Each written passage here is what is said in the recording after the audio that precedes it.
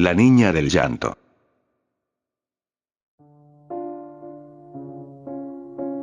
Esta es la historia de María, una mujer simple y divertida, que pasaba su vida como empleada de limpieza en un centro médico. Vivía sola, ya que su esposo había muerto hace años. Cada día se levantaba, desayunaba, se alistaba y partía para el trabajo. Un centro médico no es lo mismo que un hospital, en este se trabaja solo de día, y en la noche, no se encuentra en funcionamiento. María y sus compañeras, trabajaban tranquilamente en un lugar muy moderno y climatizado, como todos los centros sanitarios. Su horario consistía en llegar a la mañana y al momento de que todo el mundo saliera, eso se daba alrededor de las 10 de la noche, limpiaba su lugar asignado y podía irse. Eran un grupo de 10 mujeres. Como todos los días, María fue a su trabajo y comenzó a limpiar. Alrededor de las 6 de la tarde, llegó una niña que no paraba de llorar, nada nuevo, ya que se daban muchos casos así. Sin sorpresas, luego de un rato la niña salió de un consultorio con su madre y se volvió a sentar en recepción, quizá para esperar unos estudios o algo así. Esa niña no dejaba de ver a María, algo que la inquietaba, ya que los niños no se apasionan por ver a un empleado de limpieza. María no le dio importancia y siguió trabajando. Llegadas las 10 de la noche, quedaba muy poca gente en el hospital. María fue a su sector y al llegar, se cruzó con un doctor que se estaba yendo. Le preguntó si quedaba alguien y este le respondió que no, se saludaron y se fue. Como todos los días, comenzó su trabajo final para poder irse ella también. Al pasar toda la tarde un poco extraña por esa niña que la observaba de manera tan seria, había descuidado su trabajo y tardó más tiempo, por lo que fue la última en quedar en el lugar. Debido a que trabajaba allí hace más de 30 años, tenía las llaves y se podía ir tranquilamente. El lugar ya estaba oscuro, no había nadie, el reloj marcaba las 11 de la noche y María terminó su labor. Un día agotador. Fue a la habitación de limpieza y dejó los elementos. Cuando fue al baño, pasó algo extraño, una canilla de agua estaba encendida. En ese lugar, los grifos tienen temporizador, es decir, que tú lo enciendes, se mantienen un tiempo y solos dejan de echar agua. La única forma de que eso haya estado funcionando es que alguien lo hubiese encendido 10 segundos antes. Una situación muy inquietante, ¿no? María se quedó pensando, muy asustada, primero pensó que la canilla estaba rota, pero en ese momento dejó de echar agua, o sea que se habían cumplido los 10 segundos. Un instinto la hizo salir rápidamente de ahí. Con mucho miedo y además cansada, fue al ascensor para irse. Antes de llegar, escuchó un ruido, al principio era confuso, pero rápidamente se dejó de oír. Luego de unos minutos, todavía en el lugar apagando las luces, cerrando las puertas y esas cosas, empezó a oír un llanto de una niña, igual al de la nena que había estado antes en el hospital. María se asustó mucho, pero se dijo a sí misma que era una alucinación por el cansancio, pero el llanto se escuchaba cada vez más fuerte, realmente aterrador. Al llegar a la planta baja, con un paso acelerado fue derecho a la puerta de salida sin importar nada. Le llamó la atención algo. En el lugar donde se había sentado esa niña en recepción, había una nota. María sin pensarlo, fue a ver qué era. La nota decía: olvidaste tu bolso. Eso la dejó congelada, parecía una película de terror, pero lo más terrorífico era, que sí, definitivamente, se había olvidado su bolso. Obviamente ni loca iría a buscarlo, pero allí estaban las llaves y ella vivía sola. Entonces cuando subía por el ascensor al tercer piso, se detuvo. Y luego se cortó la luz. María no sabía qué hacer. De repente sintió una presencia, como si alguien la estuviese mirando.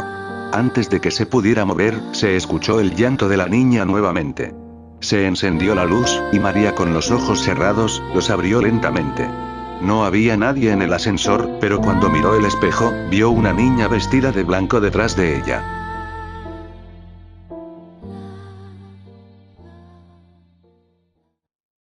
Mi mamá limpiaba casas.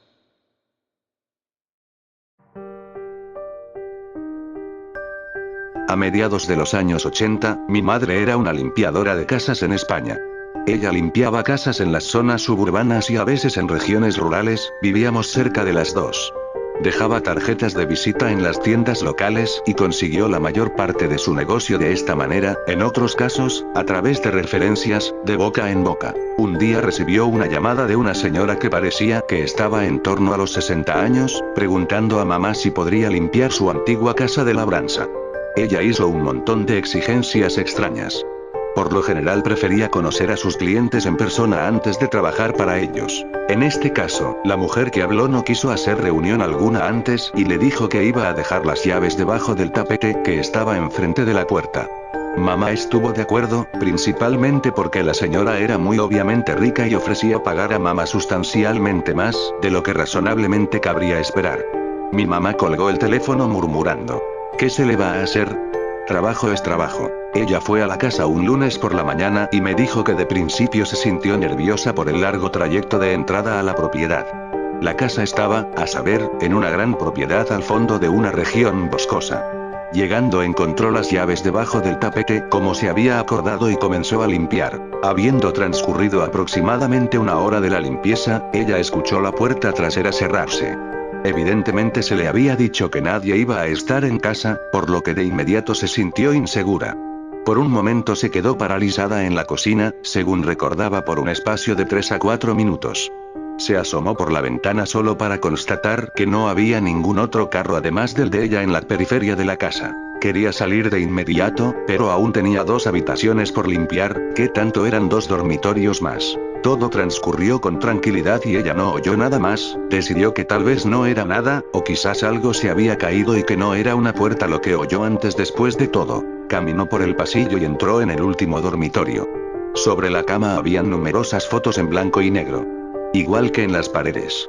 A medida que se acercaba, se dio cuenta de que las fotos eran de ella. Algunas fueron tomadas en nuestra casa, y muchas otras fueron tomadas en casas que mamá había limpiado con antelación. Algunas a través de ventanas o sobre las cercas. Ella usó el teléfono de la casa para llamar a la policía y conducir inmediatamente al final de la entrada a la propiedad. La clienta original terminó siendo investigada, pero continuó afirmando que se trataba de un robo. Mamá nunca volvió a limpiar una casa después de eso.